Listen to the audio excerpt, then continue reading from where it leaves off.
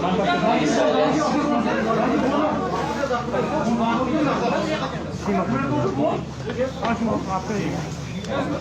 यहाँ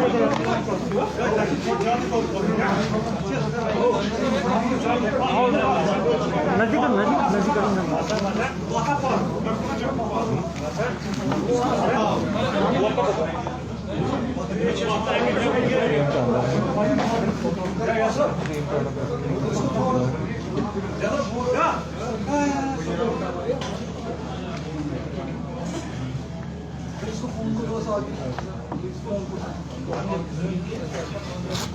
good morning friend.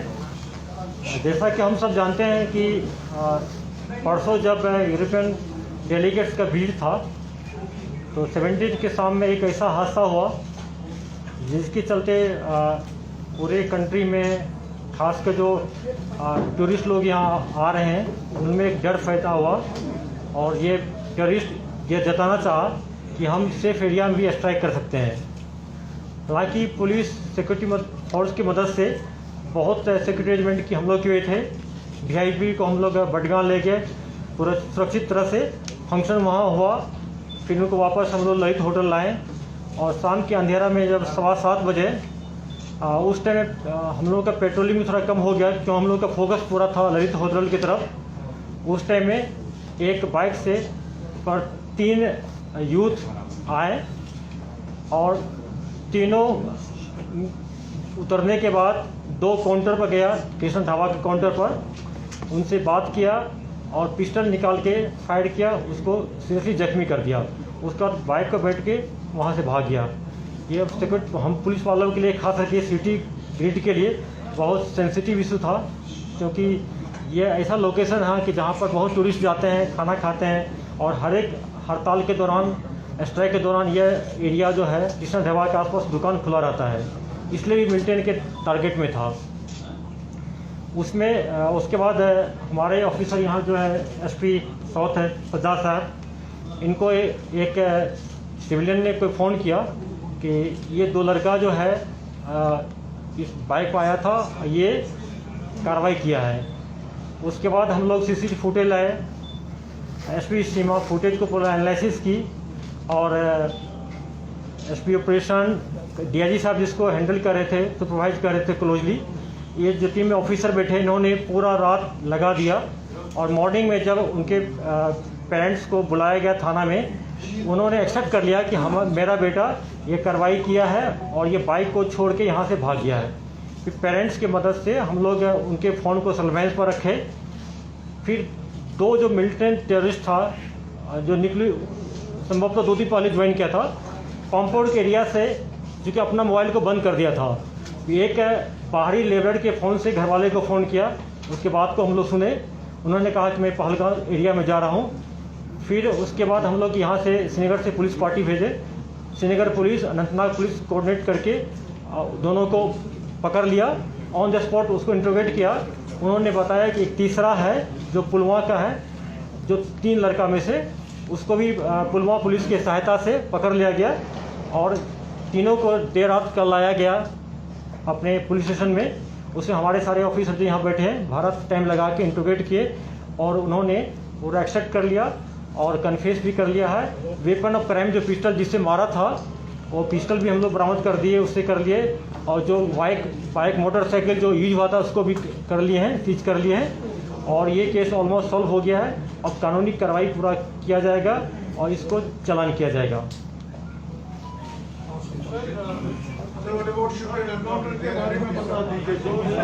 हाँ, कल रात में पुलिस को का और यहाँ का बता दीजिए क्योंकि वहाँ तो बड़ा जोर था। हाँ ठीक, मैं बता रहा हूँ। कल रात में पुलिस को 2 खबर मिला था कि शोपियान में जो विलेज में इनकाउंटर हुआ है कि वहाँ 3 मिलिटेंट छिपे हुए हैं। उसके बाद पुलिस सीआरपी आर्मी मिलकर कॉर्डन डाला, कॉर्डन डालते डालते फायरिंग शुरू हो गया। जब हमारे सर्च पार्टी को पता चला कि मिलिटेंट ने, तीनों टेररिस्ट ने घर वाले को, जिसमें एक बच्ची भी लड़की थी, उसको भी हॉस्टेज बना लिया। फिर ऑपरेशन को हम लोग रोक दिए 3 घंटा के लिए और पूरा प्रयास किए गांव वाले की मदद से तीनों को अर्ली मॉर्निंग 5:30 बजे घर से निकाल लिए। जब तीनों को निकाल लिया गया सिविलियन को। उसके बाद फिर को इनकाउंटर रिज्यूम हो गया। उस दरमियान में गाँव वाले से हम लोग मदद किए कि इसको सरेंडर करने के लिए, सरेंडर करने को बिल्कुल राजी नहीं हुआ। फायरिंग शुरू हो गया और फायरिंग के दौरान तीनों टेररिस्ट लोकल टेररिस्ट हैं, अलबदर से ताल्लुक़ रखते हैं, तीनों मारा गया, जिसमें 2 AK-47 एक पिस्टल मिला है। दूसरी बात है कि बडगांव डिस्ट्रिक्ट के जहाँ बीरबाग वाला ऑपरेशन की बात है, हम लोग को खबर मिला था कि उसमें एक फॉरेन टेररिस्ट है, एक यूसुफ कांतु जो LET का कमांडर है, 2 मिलिटेंट घर में है। उसके बाद आर्मी की सहायता से हम लोग कॉर्डन डालिए और CRP भी पहुँच गई। और इनिशियल इनकाउंटर में हमारे एक SP अल्ताफ़ साहब को, एक कांस्टेबल है जो मंजूर साहब को गोली लग गया। दोनों काफ़ी जख्मी थे। बाद में अल्ताफ़ साहब शहीद हो गए।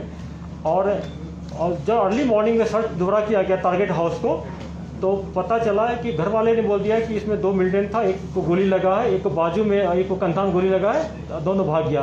उसके बाद हम लोग डॉग स्क्वाड को लाए और ब्लड ट्रेल को फॉलो करते करते कि आगे 2 किलोमीटर आगे दूसरा गांव है जिसको कॉर्डन कर रखे हम लोग। अभी सर्च जारी है और अभी देख रहे हैं उसको हम लोग, और टेक्निकल सर्वाइलेंस भी कर रहे हैं। और चूँकि ये अंधेरा बहुत था उस टाइम में, इनिशियल फायरिंग कॉर्डन में, जैसा आप लोग सब जानते हैं, इनिशियल कॉर्डन और सर्च जो होता है बहुत डिफ़िकल्ट होता है। अंधेरा भी था, तो उसमें थोड़ा सा चूक हमारे जवानों से हो गई है, और लेकिन हम उसके पीछे लगे हुए हैं और बहुत जल्दी इसको हम लोग न्यूट्रलाइज कर लेंगे।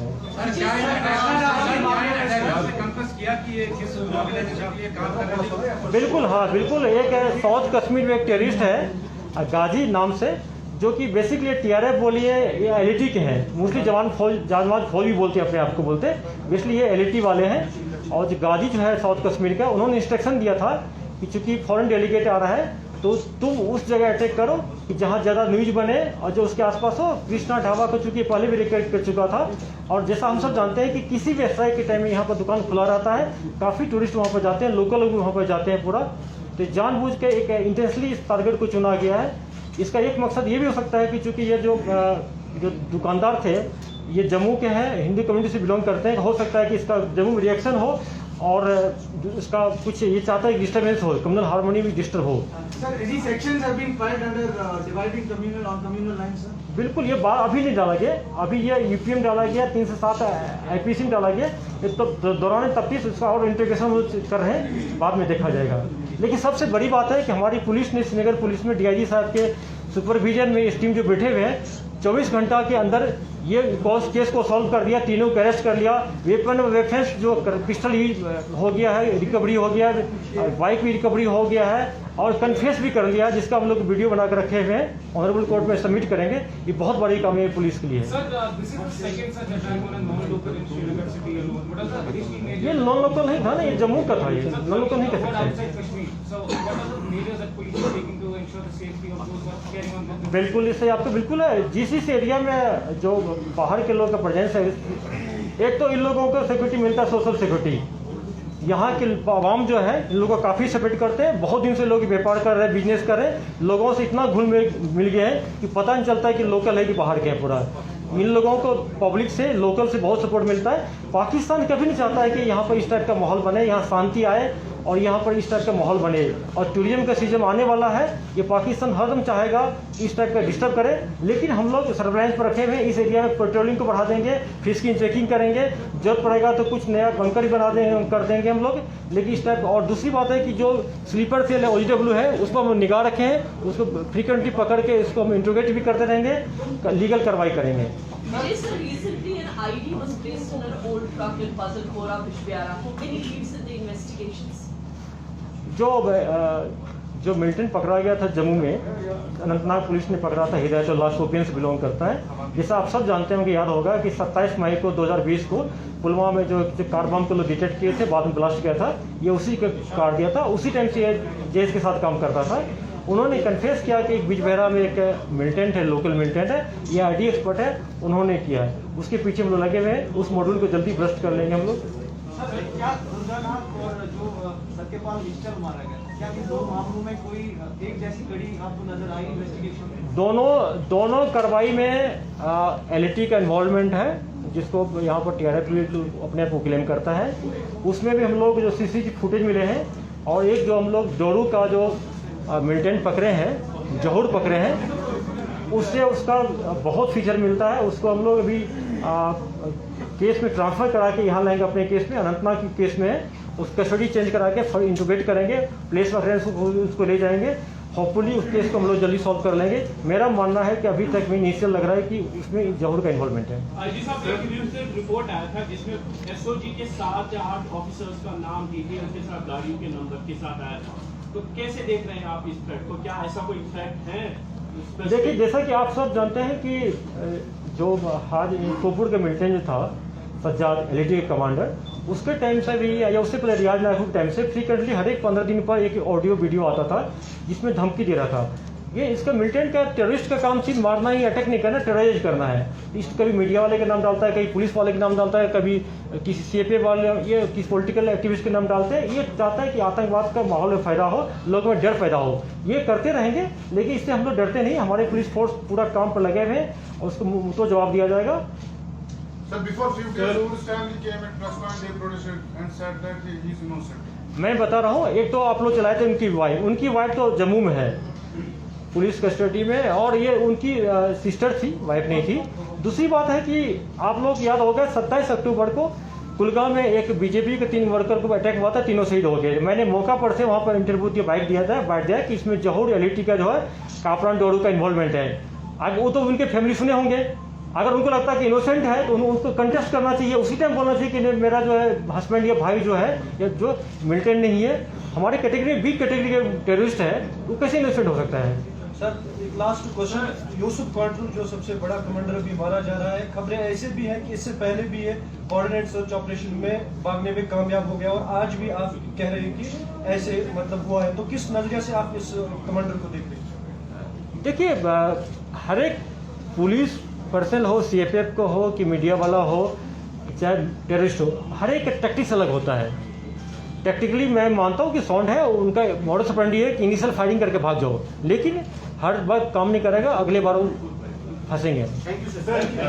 पिछले कुछ दिनों में कई आईडीज और आईडी मटेरियल रिकवर हुआ है, क्या मिलिटेंट स्ट्रैटेजी चेंज कर? हाँ, ये ट्रेंड आप लोग देख रहे हैं, हम लोग भी लग रहा है। जैसा देखेंगे हर एक साल मिलिटेंट अपना मॉडस ऑपरेंडी टैक्टिक्स चेंज